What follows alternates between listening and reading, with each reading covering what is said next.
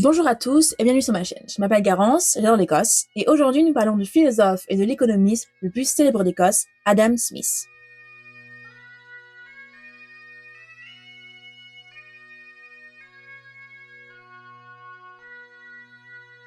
Adam Smith naît le 5 juin 1723 à Kirkcaldy dans le Fife. Du moins c'est à cette date qu'il est baptisé, mais on ne sait pas exactement quand il est né. Ses parents sont Adam Smith et Margaret Douglas.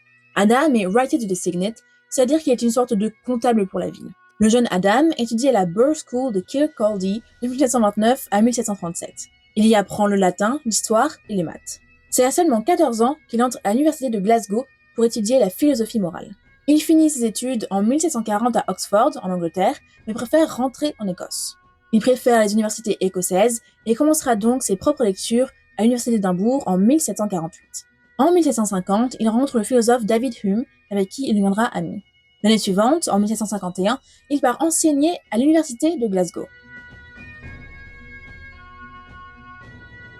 Il enseigne la logique et gagne en notoriété, tellement que beaucoup d'étudiants viennent à Glasgow simplement pour assister à ses cours. En 1752, il est élu à la Philosophical Society of Edinburgh. Adam Smith est connu pour deux grandes idées, la morale des sentiments et ses théories économiques. En 1759, il publie son premier livre, La théorie des sentiments moraux. Dans cette œuvre, il fait la différence entre les différents sentiments que l'on peut trouver dans la morale humaine. On y trouve les catégories qui touchent à la nature de la moralité, la convenance, la prudence, la générosité, la licence, ainsi que les catégories qui touchent au mobile de la moralité, l'amour-propre, la raison, les sentiments. En 1762, il obtient le titre de docteur des lois. 2 ans plus tard, en 1764, on lui propose un travail de tuteur pour Henry Scott, duc de Buccleuch. Je sais pas comment ça se prononce. Il accepte ce poste et accepte de partir en France. Puisqu'il part en milieu d'année, il propose à ses élèves de rembourser l'argent qu'ils ont dépensé pour s'inscrire à ses cours. Mais Smith est tellement apprécié que ceux-ci refusent. Adam part donc en France avec son jeune élève.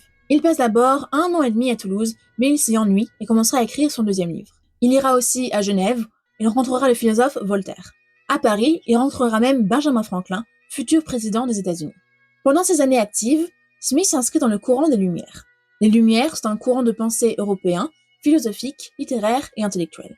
Au XVIIIe siècle, de nombreux philosophes se penchent sur la nature humaine et cherchent à en apprendre plus sur les humains, leur éducation et leur comportement. En 1766, il retourne en Écosse. L'année suivante, il est élu à la Royal Society of London.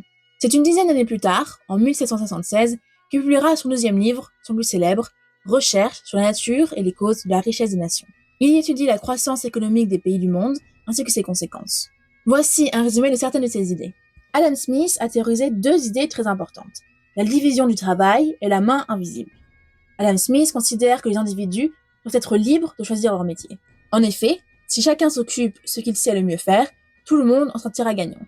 Selon lui, si chaque individu fabrique le produit qu'il est le plus habile à faire et qu'il le revend par la suite, les acheteurs pourront obtenir une meilleure qualité pour un meilleur prix. Par ailleurs, il considère que pour un vendeur, suivre son propre intérêt, c'est suivre l'intérêt de chacun.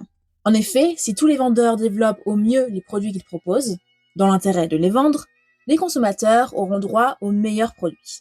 C'est la concurrence qui suscite ce phénomène de recherche constante d'amélioration des produits. On peut voir l'effet des Lumières car Smith analyse l'économie et la production de biens à travers les humains et non les machines. Adam Smith meurt le 17 juillet 1790 à Édimbourg. Il ne s'est jamais marié et n'a pas d'enfant. Il est enterré à Calangan Kirkyard à Édimbourg.